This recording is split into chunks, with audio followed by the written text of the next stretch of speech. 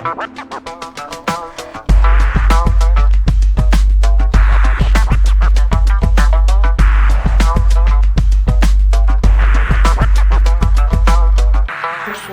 Podcast.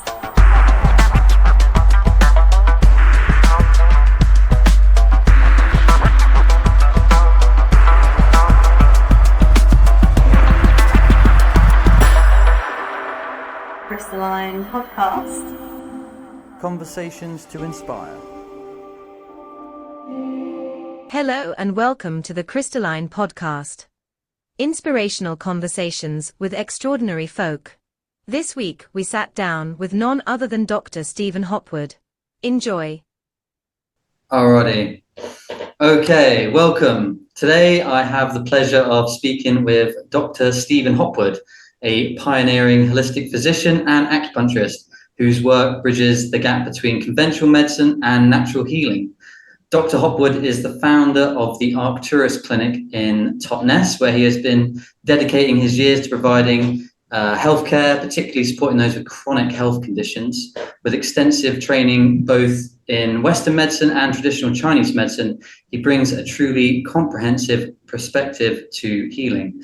Today, we're going to be diving into his journey, exploring the principles behind his practice, and uncovering what it truly means to take an integrative approach to health and healing. So, Steve, welcome to the show. Oh, great. That's a nice introduction. Well thought through. Thank you very much. It's okay, yeah. I was scratching my head like, how can I do this in a professional manner? And there we go. Yeah, you nailed it. So for the folks who don't know you, can you tell us a little bit about your background and your journey and how you sort of got into your health career? Yeah, I went to medical school. In a sort of normal way, like you do, just sort of stumbling into these things. And I was fortunate enough to find a friend who was a mature student who had been an acupuncturist prior to coming to medical school. And he was a great source of inspiration. And spoke to him a lot about acupuncture and Chinese medicine when I was in my first couple of years at medical school. And I basically had the idea to take a year off and go to China and study acupuncture in Peking. A few people were taking a year off after a couple of years at medical school to do a third year at university to create a degree. So somebody wanted to be a surgeon, they were doing a degree in anatomy. Somebody wanted to be a psychiatrist, they were doing a degree in psychology. So I thought, okay, you guys are skipping a year to do that. I'll just take a year off and go traveling and go to China. And everybody looked at me, it's like, oh, you can't do that. I said, just you watch. So that I don't think we've ever spoke about that. Okay, yeah. So I did a couple of years at medical school, and then I took a year off. I went to Australia, worked as a waiter, earned some money, and then I did a 3-month course in acupuncture in Peking. That was back in 1982, which was absolutely awesome because I was only like 22 and everybody was still walking around in their blue Mao suits, and had a push bike so I could cycle around all the old streets of Peking and go to the parks early in the morning and watch them doing Tai Chi and all the rest of it. So yeah, that was super terrific at the age of 22 to be able to go and do that. And after the course in Peking, I managed to extend my visit and caught a steam train across the Gobi Desert and went to Outer Mongolia, which was fucking awesome. I had this like little tiny Berlitz phrase book with about 3 phrases in it, and staggered my way across China on my own, which was very lovely. But the main thing that I got from that was the idea of health cultivation, which is, very much at the root of traditional Chinese medicine. So they use diet and exercise and herbs and acupuncture, and all of their approaches to medicine is orientated around cultivating health. So like you would a garden, you put, fish and blood and bone meal and compost and manure and take the stones out and till the soil and water the soil, and you cultivate vegetables and they grow. So it's about creating an optimal environment for growth. And in fact, our bodies, replace themselves every 7 to 10 years. And so in order to do so, obviously, we need to create the right environment for that to occur in a sustainable way. So that was all very inspiring. This concept of cultivating health as a means of working with people. But after having had that profound experience going back to medical school, it was rather self-evident that they had no desire whatsoever to cultivate people's health. It's like, hang on a minute, these things don't fit. And then I had the realization that in order to patent a substance of any description, it has to be what's called new to nature. So Mr. Dyson can patent his new Dyson vacuum cleaner because it's never been seen before in the history of the universe. It's a completely new thing. So that's good. But then when you apply that to pharmaceutical products and you realize that you cannot patent natural products like vitamin C or sodium bicarbonate or whatever, in order to patent something, it has to be completely new to nature. The realization arose that all pretty much Western medical pharmaceutical drugs have to be patented. Well, according to them, they have to be, in order that they can, monopolize the sales and reap back the money that they spent doing the research. But if you think it through a little bit, what actually transpires is that these medicines or drugs that we're using to treat our conditions are in fact new to nature, never been seen before in the history of the universe, pharmaceutically, synthetically created chemicals that nobody's ever, that's not seen the light of day before. And then they say, well, this chemical we made in a lab that nobody's seen before, that's just what you need. It's like, really? Are you sure about that? Because I've just been to medical school and I've done anatomy and physiology and biochemistry and pathology and all of these wonderful science, and they tell us that we need magnesium going into the Krebs cycle, and we need this and that and the other, essential amino acids, essential fatty acids, vitamins, minerals, and we need these things for our bodies to work properly. And you're not suggesting any of those. You're suggesting that we take these synthetic pharmaceutical chemicals that have never been seen before in the history of the universe, and you're I'm meant to believe that. It's like, well, I don't. You guys are busted. You're literally giving out toxic chemicals, by definition. So yeah, when you had that realization about the pharmaceutical industry and the other realization about natural and complementary medicines, and the two, clearly don't quite fit. But I decided that I did want to be a doctor and help people. It did feel like a satisfying way to live. So I finished my medical degree, which was hard because I'd just been traveling around the world and cycling my bike around Peking, and then suddenly I was cycling my bike in Bristol in the winter, listening to surgeons tell me what to do, and it was tough because the desire to actually skedaddle back to something more interesting was very strong. But I thought, no, finish your medical degree and then go from there, basically. So I did, and managed to work in New Zealand for part of my finals, and softened it up a little bit. But after I'd qualified as a doctor, I did a further 2-year course in acupuncture in London, and then basically started to bolt on, as I call it, various different modalities. So I studied acupuncture, I studied the Chinese herbs. I had a very good friend who was a very experienced Chinese herbalist. I then became a qualified naturopath. I also trained as a phlebotomist, although we've done a lot of phlebotomy at medical school. It's just good to get that qualification.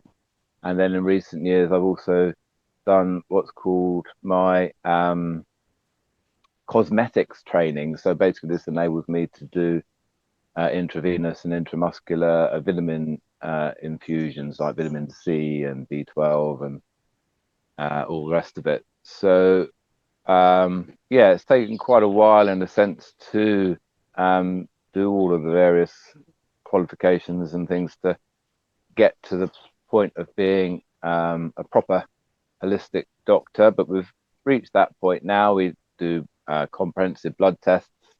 I can support people with my understanding of naturopathic treatments, and yeah, we've got a very busy practice. Obviously, the NHS is falling apart by design, by controlled demolition, and so more and more people are. Well, I just can't even get some decent blood tests out of the doctor, to be honest, which really should be their basic service of making a clear diagnosis. But they certainly don't even have a concept of optimal, let alone health cultivation. So yeah, the practice has become quite busy, and we help quite a lot of people really, which is great. So yeah, that's the sort of qualification journey. So how did when did the Arcturus actually come into existence? Yeah, I did my medical degree in Bristol, and then met a lady, and we had a child, and then we came down to the Steiner School basically, and then I started working from one of the clinics in town that was the Centre for Oriental Medicine at the time. But I started working there, practicing acupuncture, and then at some point I left Bristol, and I bought the clinic, or bought the sublease or whatever, the right to run the Centre for Oriental Medicine, but we changed the name because we had a homeopath and an osteopath there, so it wasn't exclusively Oriental. But so then, downstairs was a bookshop called the Arcturus Bookshop, and upstairs we were a clinic without a name. So we thought, okay, well, we'll call it the Arcturus Clinic, and then we got the Arcturus Centre because it was an alternative bookshop. And so the sort of two things hung together. So we plumped for that, really. I mean, it's a dreadful name in a way because nobody can spell it. Nobody can pronounce it. How do you spell it, Cheetle? You don't know, do you? Nobody knows. Maybe ask me later. Exactly. Yeah, exactly. So if you're trying to Google it or whatever, you're fucked. Excuse me. Right. Yeah, well, it wasn't particularly... but anyway, we later, after we'd decided and all the rest of it, found out that actually... as you may well know, Arcturus is it's the brightest star in the northern hemisphere. So that's we're the brightest star, so that's great. But also, apparently it's the home of an alien race of healers that are incarnated onto the planet to rejuvenate us and save us from Armageddon. So, I'm down with that. Yeah, that's what I thought. It's like, oh, okay, that's a healthy coincidence. Yeah. I thought you were going to say something else then. Yeah, well, it could have been all sorts of stuff. We got no idea what we were doing. So, but yeah, just so happened that that's who the Arcturians are. If you have a look on the internet. All right then. So throughout your time as a practitioner, what common things do you witness that cause the most problems that people seem to fall into? Well, three things really we say over and over again to our clients that we sort of suggest or offer or work with. So one is diet, and I would say the biggest problem that most people fall into around diet is eating sugar. And I think we've all been duped into not even understanding that carbohydrates are in fact sugar. And I think, sugar causes basically metabolic syndrome, which drives cardiovascular disease and a large majority of other chronic diseases. Sugar has a massive domino effect on the physiology. You can sort of handle it when you're young. Obviously, it's not good for children. Give them sugar, see what happens. And it's not good for hardworking people or when you get older. So it's basically, sugar in its manifest forms is one. So we support people on moving towards a ketogenic, low carb diet to try and get their metabolic syndrome markers into an optimal state. So metabolic syndrome is a conventionally held set of markers that have been around for quite some time that the doctors have forgotten all about. But it's characterized by a low HDL, which is your omega-3 fatty acids, that's your good fats, high triglycerides, which is your bad fats, basically, that are driven by too much sugar and carbs, a high diabetic tendency, your HbA1c, or more accurately, maybe your fasting insulin levels, increased weight and increased blood pressure. So if you start to accumulate one or other of those markers, then you develop more and more unless you change your habits. So 88% of adults in the United States have one or more of the 5 markers of metabolic syndrome. 12% of people have optimal markers. If you change your diet, and I say, I'm not really meant to use the word, but we've cured tens and tens and tens of people with diabetes, basically, type 2 diabetes. So there's 40 million adults in the UK, and 4 million adults, 1 in 10 people are diabetic. So there was a gentleman that came, his diabetic tendency was 77 and it's now 33. And you can absolutely tumble down these metabolic syndrome markers by simply giving up sugar. So it seems to be a new concept that I'm bringing to medicine, that the idea that you can treat diabetes by giving up sugar. I claim to be the first person to ever thought of this. I'm going to call it Hopwood's way forward. I like the sound of it. Yeah, obviously, giving up sugar is the obvious way to treat diabetes, but it's certainly not the way that the doctors seem to recommend. They say, carry on as you are and take this pill, which, obviously isn't sustainable. So, people do derive enormous benefits in terms of weight loss, in terms of their energy improving, and in terms of their health when they shift their diet away from eating sugar. So that's the first thing. The second thing that we see is a combination of deficiencies and toxicities. Too much bad stuff, not enough good stuff. Vitamins, minerals, fatty acids, and amino acids are your, primary building blocks, and antioxidant enzymes are the way to support detoxification. So basically, we support, making sure people have enough antioxidants to detoxify the system, and that they've got, appropriate amounts of vitamins, minerals, fatty acids, and amino acids. So that's sort of basic, but obviously isn't done. We're very fortunate in the UK. We've got Professor Robert Thomas. He's the professor of oncology, cancer medicine at Cambridge University. Okay. And he is a great fan of the integrative approach. And if you go on his website, you can see a picture of him on his website on the front page of the Integrative Cancer and Oncology News magazine, which is definitely a hippie cancer mag, but there is the professor on the front page smiling away. And basically, he says that, if you have a vitamin, mineral, fatty acid, or amino acid deficiency, and you're not getting your antioxidant enzymes, that will undermine your immunity, increase chronic disease, and may contribute to cancer. So it's super nice to have the professor at Cambridge, clearly stating that on his website. It would be fantastic if a few other NHS medical doctors actually listened to the professor at Cambridge, because he's offering something very important there, I consider. So it's also very reassuring for my patients to be able to go and see the fella smiling away and, understand some of the key principles to sorting their health out.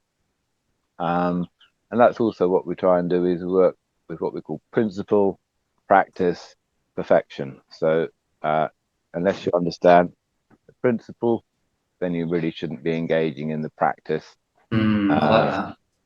Yeah, and if you engage in the practice, then perfection is sustainable health and longevity, basically. So what was the third thing you recommend? Third thing is exercise. Hey. So it's not a complicated process. You stop putting the rubbish in, you start putting the good stuff in, and you do something constructive with your body. So again, I'm gonna lay claims as the first person to ever have thought of this. It's a very complicated set of principles that are very difficult to understand, but people do get there in the end, and they stop putting the rubbish in, they start to put some good stuff in, and they start to do some exercise. And we laugh, because it's just, it's sort of obvious, but you'd be surprised how difficult it is to actually get people to do that. I know, it's crazy. Literally crazy. It's just like, you want me to do what? I say, yeah. I've got to move this body. Yeah, exactly. How many squats? Yeah, I had a bit of a rant about people sitting in chairs the other day, and it's bizarre. That's a foreign concept. But correct me if I'm wrong, you're a Tai Chi practitioner yourself. Is that correct?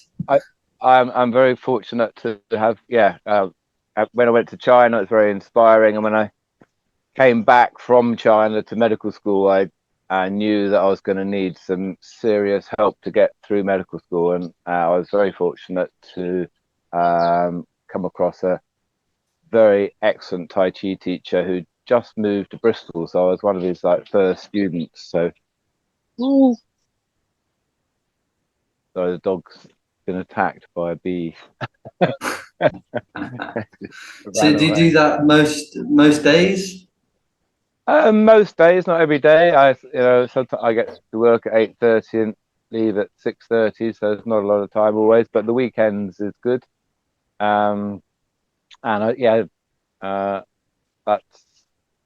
That's a very important aspect to it, because stress is a major contributor to all of our disease processes, and learning how to relax is an art. It's like learning how to play the piano, and if you practice relaxation, then you'll get better at it. If you practice the piano for 10 minutes a day, 2 years down the line, you'll be pretty good. Same with anything, really. Give it that. But Tai Chi for me is the art and science of relaxation. It's how to actually go about creating a body that has the capacity to relax.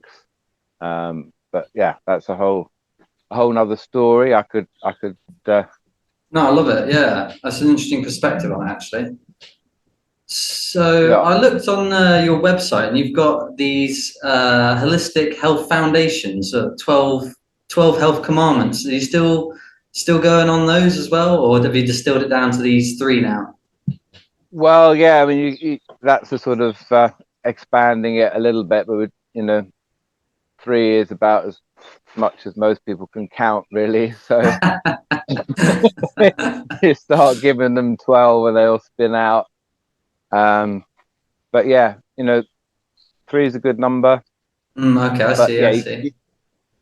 Because I mean, the word exercise, you can it's like, okay, well, what is exercise? And there's a whole world, isn't it? Strength, flexibility, stamina, coordination, and relaxation. I would say is 5 principles to exercise, and you need to work with all 5 of those.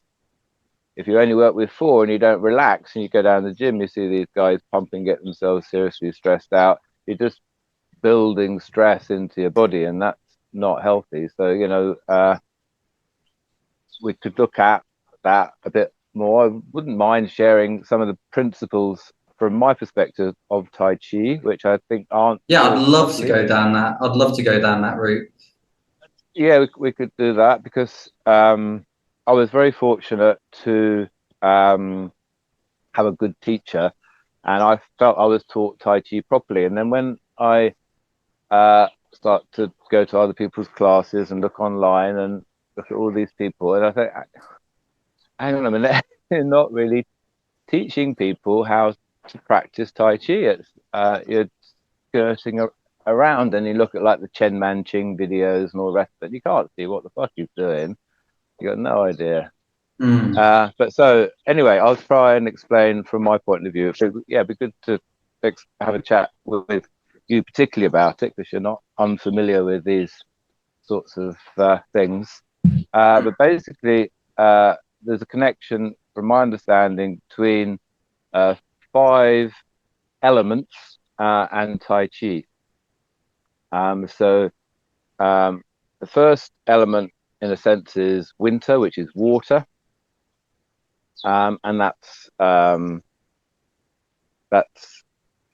associated with. Well, have you heard of 5 rhythms dance? Have you heard of 5 rhythms dance? I haven't heard of 5 rhythms dance. No.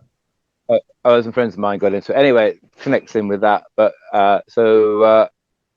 water is about, with a tree, all the sap, all the energy goes back down into the ground, basically, in the winter. And it's all, everything is held in the ground. So the first step with Tai Chi is to develop your root, which is about relaxation, basically. And that's your kidney energy. That ties in with the 5 organs in Chinese medicine. So you've got the kidney, which is the root, which is the winter, which is where everything goes into the ground. And so that's water. So the energy from the 5 rhythms dance point of view would be flowing. But what you have basically is what we call contracted yang. So when you're stressed, you're wound up, upset, you go up the wall, through the ceiling, hit the roof, blow your top, steam out of your ears, and you're stressed out and you're stressed up. Yeah. Mm-hmm. And that's the state that the elite like to have us in. And your ego contracts, and it's all about trying to protect yourself. And so you can't be particularly compassionate, because you're just trying to keep yourself on the planet. But that contracted yang is stress, and that holds our energy up and out from the ground, basically. So we lose our connection. So the first thing to do in the state of contracted yang is to realize that you are in a state of contracted yang. And so what that then brings is some pure yin awareness into the midst of your contracted yang identification, because we identify with our energetic experience. But then if you can bring pure yin, which is just pure awareness in an expansive state, to your contracted yang, then you can start to soften, you can start to relax, you can start to breathe, you can start to let go, and you can start to allow, well, not that that's another story, gravity. You can start to density, do we call it? Yeah. I don't want to piss Dean off. That would be really bad news. Density, okay. Yeah. Will naturally allow your, so if you relax, your energy will naturally drop down. It's only that you're holding it up in a contracted reactionary state. So again, in pushing hands, we look at resistance, avoidance, and manipulation. And if you resist and avoid and manipulate your experience, then get into a contracted state and your energy rises. So you bring the pure yin awareness into the contracted yang, and then your energy can start to drop and relax. So that's what you basically, so standing on one leg with your eyes closed, for example, is a really good way of developing your root. You have to relax. But then you're not, relaxing isn't collapsing. That's the thing. If you stand on one leg with your eyes closed and collapse, you'll fall over. So the point is to stand up, but you have to let go. And then, so yeah, that's a basic central exercise of Tai Chi, is standing on one leg, but yeah, with your eyes closed is the way forward, really. That's, you've almost learned half of Tai Chi if you can learn to stand on one leg with your eyes closed, basically. Okay, I like that. Posture. Yeah. Well, that's central equilibrium, you see, then. So that's good. So yeah, first energy is you build your root. Then in the spring you have the energy rises, the sap starts to rise. And so this is the liver energy. So it's, but it's also then the kundalini. So out of the root that you've developed into the ground, then you're, the more you can sink your your energy down, which is through identifying with the pure yin. So the root is like pure yin, but then you get pure yang rising out of pure yin. So that's your yang energy rising into the spring, but it's pure yang because it's connected. It's coming out of your root. But contracted yang is where it's separated from the root. So spring comes, pure yang energy rises, and that's like your kundalini going up. Because in order to actually develop your root, like I said, standing on one leg with your eyes closed, you've got to have central equilibrium. So you're not collapsed, your spine's upright and open, open to allow your energy to drop down, but then open to allow your energy to come back up because it's open. Okay. So spring comes, pure yang energy rises up the spine, and then you start to develop connected energy down with your root, and then reciprocal pure yang energy coming back up the spine, basically. And then you've got two things in place. You've got your root and you've got your kundalini. And so you, in a sense, we need to do that in order to be a man. You know, you've arrived in yourself at that point. You're relating to yourself. You've got your root, you've got your kundalini activated. You know, that's two-dimensional, then up and down, yeah. The third level is the summer, which is chaos. Liver is staccato, by the way, and then chaos is the summer. So chaos is relationships. So I don't know whether you've noticed that. Yeah, maybe. Maybe, in fact, yes, exactly. But the point here in Tai Chi is that you're moving out energy horizontally from the heart. Okay. So then when you're doing the Tai Chi movements, it's about moving energy from your root up through your kundalini and then out from your heart. And so you learn the third level, which is the coordination through the body. Body is one unit, basically. Okay. So this is the thing, everything, once you've dropped your energy into the root and then it's coming up, every movement in Tai Chi, is your energy is either moving from your hand all the way down through your body into your foot, or from the foot all the way up through the body into the hand. So the movement is either going down or it's coming back up. So it goes down and up, all the way through every posture.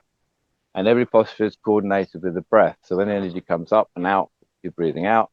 And when the energy comes back in and down, you're breathing in. So after a while, it's the breath that leads the posture and drives the movement. Okay. Yeah, totally. So I can take you through the form and I can show it. So everything is about that movement from the ground through the body.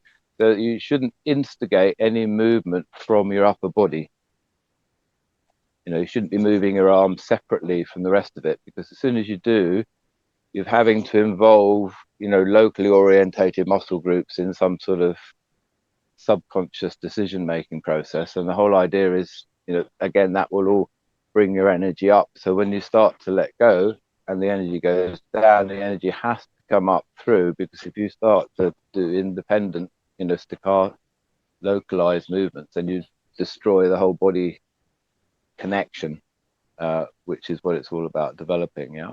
Interesting. I've not heard it put like this before. So yeah, keep going. Yeah, so it's body as one unit. That's the point. And then, so the whole body works as one thing, not as a set of individualized local muscle groups. And when you've got a very strong root, somebody touches you here, they're touching the bubbling well point on your foot, and they can just push and it just goes straight through to the ground, basically. Yeah, I guess it's the same kind of concept, because Bruce Lee would always be going on about how your punches come from your feet. And then he did those things where he'd be able to, 1-inch punch people back into a chair because it's coming from the ground, huh? Exactly, yeah. But Tai Chi, you sort of expand that out into nice big shapes so you can see exactly what's going on. So you can practice it in different ways. You can practice by developing your root. Staccato would be about your coordination. So it's all about getting the shoulder.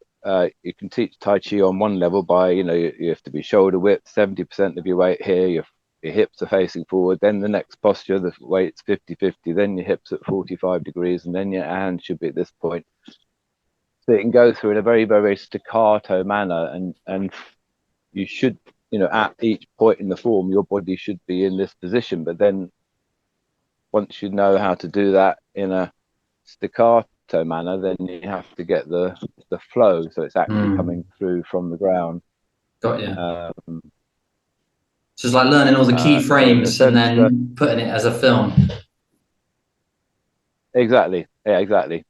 And you should be able to stop it, and you should, at each point, you should be 50-50, your weight at 45, hands in this position, and you shouldn't move until your breath. So you breathe in, and as you decide to breathe out, that's what starts the movement. The breath drives the chi. So your whole thing is breathing, and then you sort of, because again, then you start to identify with the breath, and the body sort of relaxes. But you have to build up you have to, practice all those coordinations and learn all the postures and stuff. And layer it up. So then basically, the summer and the heart is relationships. So once you've got a solid root and you've raised your kundalini, you're in a responsible situation to start to relate to another, and then you learn how to relate to another.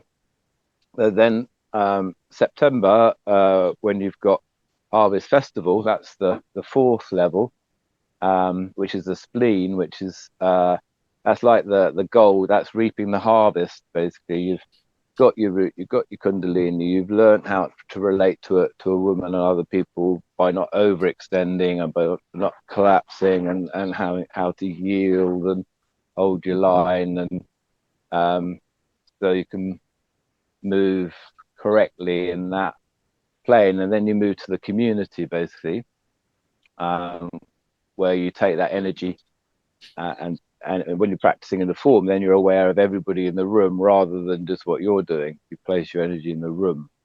And then the final one is the breath, because that's the lung, which is the fifth element. It's the mountains. It's like moving out of the fertile valley of the community and up into the mountains, the more sort of spiritual connection.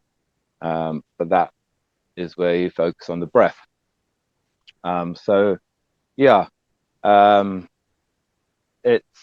It's about pump. It's a pump, basically, with a breath and the movement of energy up and down through the body. You're building your root and driving energy up and down through your kundalini, and then expanding your energy from root kundalini to near relationship, to external relationship, and then to spirituality, basically.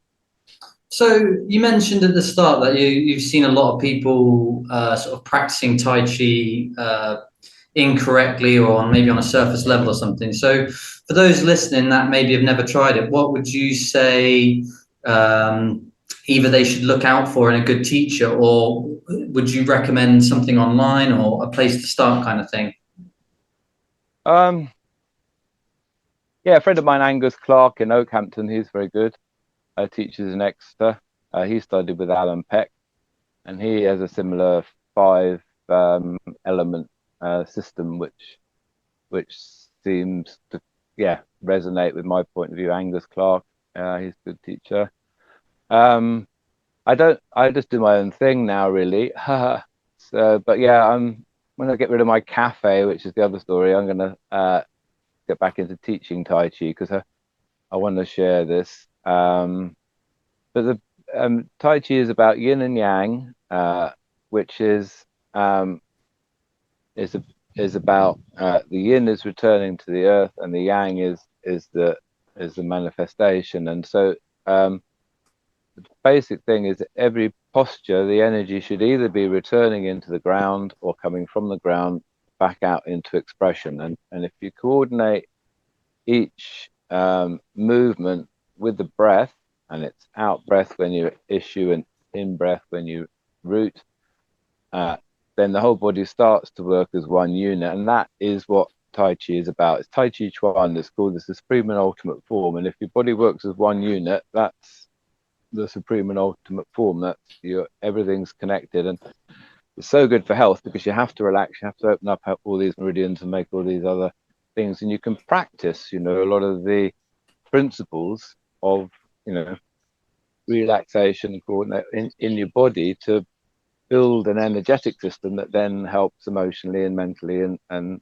spiritually and all the rest of it. So but you can sort of practice things with the Tai Chi that then have more subtle implications on your health and emotional well-being and energetic well-being. So you're not you learn how to not overextend yourself, but also how to just all that sort of thing becomes super important for health in this very stressful world in which we live, really, as I'm sure. Yeah, I couldn't agree more, to be fair. So yeah, I mean, yeah, I like to call it working in as opposed to working out. Yeah, that's a good one. Yeah, I like that one. And so what would you say if you were considering sort of the evolving landscape of healthcare? It seems like since the old COVID episode, people are becoming a bit more open to the alternative health realms. And you've got people like RFK Jr., who, whether or not he's actually going to do anything or not is not the point. But I see people that wouldn't normally be having these discussions. Are you, how do you feel about the sort of evolving landscape? Are you hopeful that people are going to get healthier, or do you think we'll just carry on as we are? No, there's a definite movement towards not eating sugar. I've been a healthy hippie doctor in Totnes. We used to eat sugar all the fucking time. Sorry, swearing. It's all right. You swear away, my man. It's crazy the amount of sugar I used to eat. I now don't, and so many people don't. And it's much more normal now. So I think that will continue. The awareness of seed oils, veganism in the decline. I think, people are waking up and putting two and two together and putting it into action more and more, which is great. But I wouldn't be looking to anybody in the government to make sure that happens, though. No, yeah, they definitely don't have a history of our best interest. No, I think they're just wheeled out. They're very top actors, basically, and they're paying lip service to all of these things, which they have to in order to keep us quiet and hopeful, and patient. Whilst they wheel in digital ID and central bank digital currencies, that will be total slave system. And then once that's in place, it doesn't matter because then they'll just slowly shut it all down, and you won't be able to do anything about it. So you reckon that's definitely on the cards then? Well, we've got the Battle of Gog and Magog, as far as I'm aware. According to the Book of Revelation, Satan and his little season and come to an end, and it's going to be interesting times ahead. I think, it's biblical what's unfolding currently. It literally is. Yeah, we're at a very interesting point in history. And what transpires over the next 5 years between 2025 and 2030, I think we'll see more change in those 5 years than we can remember. So there's a lot to play for, shall we say, just like the whole planet. What would you say? They're going to have a real go. Well, just going to say they're going to have a real go. That's for sure. They're not going to let this one go lightly. And what if you're a gambling man? Do you reckon what do you put your money on? Win or lose? Oh, of course they're going to win. It's going to be great. That's the whole point of keeping fit and staying alive, so they can be here for the great party when we finally sort of these guys off, and we get back to just sorting things out in a reasonable fashion.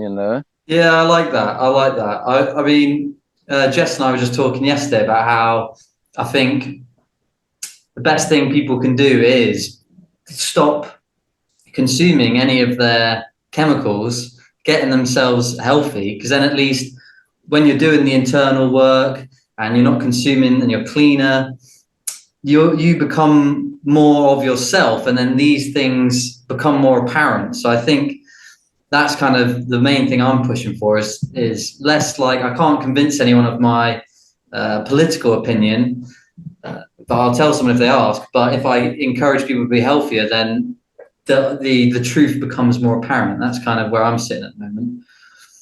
Yeah, absolutely. We become more conscious, and it becomes more self-evident what's actually happening. But yeah, I've got great hope. But the other side of things is, trust in God and tether your camel. So, trusting in God is what I do, and positive outcome. What's tethering a camel? Sorry, I'm not familiar with the term. Oh, okay. Well, yeah. I mean, but if that's what there's an old, I suppose, God knows where, Arabic, whatever phrase, which is, trust in God. But that means when you go to bed in your tent, you tie your camel up. You don't just trust in God that it'll be there in the morning. You got to make a step towards not being an idiot as well. You can't go, oh, I trusted in God and you let me down. My camel's wandered off. It's like, well, did you tie it up? Got you. Yes. So yeah, trust in God and tether your camel is. So I think that's the yin and the yang of it. Yes, or it's good to be positive. And the other thing really about being positive is, if you eat well, exercise, consider what you take in terms of supplements to put in your body, spend time consciously relaxing and being in nature and all the rest of it, then that's a really important way of making yourself be and feel positive, because you're doing constructive things for yourself, which is a positive thing. So that builds positivity, just looking after yourself in that way. But the other way in which I think we need to look after ourselves is to be more self-sufficient.